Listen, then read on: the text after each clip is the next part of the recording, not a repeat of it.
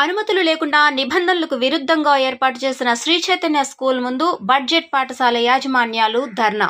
కుత్బుల్లాపూర్ మండలం సుచిత్ర మూడుగుళ్లు ఎదురుగా శ్రీ చైతన్య పాఠశాలకు అనుమతులు లేకపోవడంతో మే నెలలో విద్యాశాఖ అధికారులు సీజ్ అయినా కూడా పాఠశాల యాజమాన్యం అడ్మిషన్ స్వీకరణ.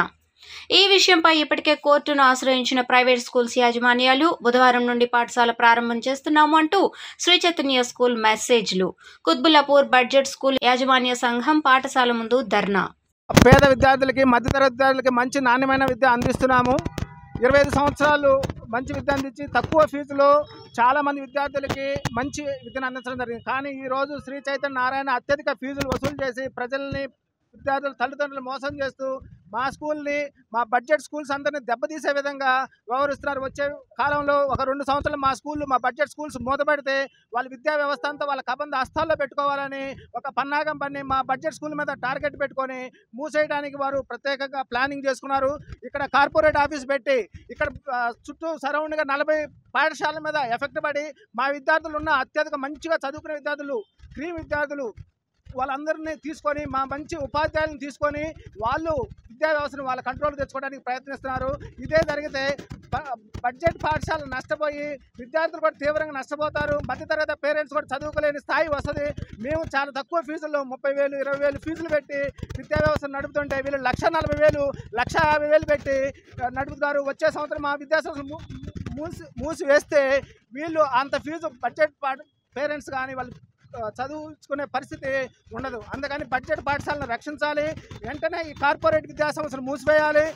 ఈ విధంగా చైతన్య నారాయణ ఏదైతే విద్యను వాళ్ళ చేతుల్లో తీసుకుంటున్నారో వెంటనే అది మూసేయాలి. పాఠశాలకు ఆనుకొని పాఠశాల పెట్టడం ఎంత అన్యాయం. ఎందుకంటే ముఖ్యంగా ఈ యొక్క అనారోగ్య పరిస్థితి పిల్లల లోపల అన్హెల్తీ కాంపిటీషన్ వల్ల పిల్లలు, ఉపాధ్యాయులు అలాగే దాంతోపాటు వ్యవస్థ కూడా సర్వనాశనం కావడానికి ఇది అవకాశం ఉంది. ఎందుకంటే ఎప్పుడైనా ఒక నామ్స్ ఉన్నాయి, ఒక పాఠశాలకు కనీసం దూరం పాటించాలి. అలాగే దాంతోపాటు విద్యా ప్రమాణాలను మెరుగుపరచాలంటే అక్కడ హెల్తీ కాంపిటీషన్ ఉంటేనే ఇది సాధ్యమవుతుంది. అలాగే ముఖ్యంగా చైతన్య పాఠశాల అంటే డబ్బులు ఉన్నాయని చెప్పి ఎక్కడ పాఠశాల పెడితే అక్కడ పాఠశాల పెట్టి ఎక్కడున్న విద్యార్థులందరినీ లాక్కొని అక్కడున్న బడ్జెట్ పాఠశాలలో ఉన్న పిల్లల్ని క్రీమ్ లాక్కొని మేమే రిజల్ట్ తీసుకొచ్చాను. 1,00,000 మందికి 10 మంది వస్తే అది ముందు చూపించి 1,00,000 మంది 100 మంది ఉన్న వాళ్ళలో మంచి రిజల్ట్ తీసుకొచ్చే బడ్జెట్ పాఠశాలని కనుమరుగయ్యే పరిస్థితి వస్తుంది. దీనివల్ల ఇంతకుముందు ఇంటర్మీడియట్లో ఎలాంటి వ్యవస్థ అయితే వచ్చిందో ఇప్పుడు పాఠశాలలో ఒకటి వాళ్ళు తలదూరుస్తున్నారు. ప్రభుత్వ అధికారులు మొత్తం కూడా దీన్ని అడ్డుకోవాలని చెప్పేసి మొత్తం రాష్ట్రంలో ఉన్నటువంటి బడ్జెట్ పాఠశాలలు అందరినీ కూడా కాపాడాలని చెప్పేసి ఈ యొక్క ప్రభుత్వానికి విన్నపం చేస్తూ ఉన్నాం. అలాగే విద్యాధికారులకు కూడా మేము విజ్ఞప్తి చేస్తూ ఉన్నాం. ఈ యొక్క బడ్జెట్ పాఠశాలను కాపాడండి. ఈ యొక్క బడ్జెట్ పాఠశాలలో దాదాపు 32 లక్షల మంది విద్యార్థులు ఈ రోజున విద్యను అభ్యసిస్తూ ఉన్నారు. దాదాపు 20,000 పైచలకు ఉపాధ్యాయులు పనిచేస్తూ ఉన్నారు.